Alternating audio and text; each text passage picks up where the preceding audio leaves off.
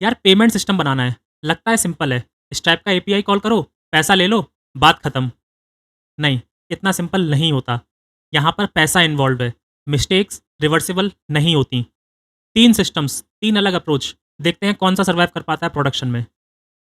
यार अप्रोच बहुत सीधा सिंपल है। जब भी यूज़र चेकआउट करता है, तो मेरा सर्वर स्ट्राइप की एपीआई को कॉल करता है।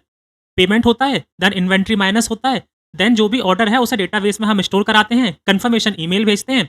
सिंपल, एक के बाद एक, सीधा लीनियर फ्लो। और अगर कभी कुछ नेटवर्क ड्रॉप भी हो जाता है या फिर स्ट्राइप से रिस्पॉन्स नहीं आता है, तो हम उसे रिट्राई कर देंगे, है ना?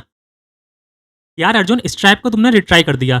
स्ट्राइप पहले ही पेमेंट कर चुका था पर साइलेंटली। अब तुमने रिट्राई किया तो यूज़र का पेमेंट दोबारा हो गया और यूज़र के पैसे दोबारा डिडक्ट हो गए।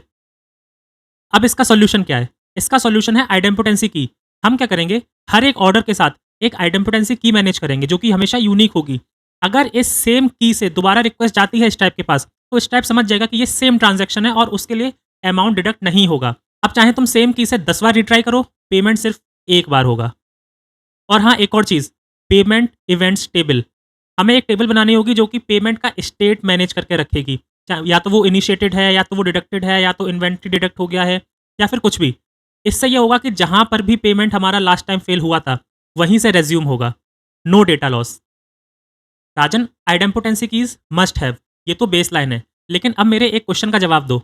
पेमेंट हो गया, बट इन्वेंट्री नहीं हुआ, ऑर्डर हैंग हो गया। अब पेमेंट तो हो चुकी है, लेकिन यूज़र को आइटम डिलीवर नहीं हुआ। अब क्या? यही होता है जब भी कोई ट्रांज़ैक्शन बीच में फेल हो जाता है। No item, but payment deducted and no roll back. अब हम क्या करेंगे? सॉल्यूशन का नाम है सागा पैटर्न। इसमें हम ये करते हैं कि हर स्टेप का एक अंडू स्टेप भी डिफाइन करते हैं। अब जब भी कोई स्टेप फेल होगा, उससे पहले इसकी सारी चीज़ें अंडू हो जाएंगी। अब इस अंडू स्टेप को बोला जाता है कंपनसेशन ट्रांजैक्शन।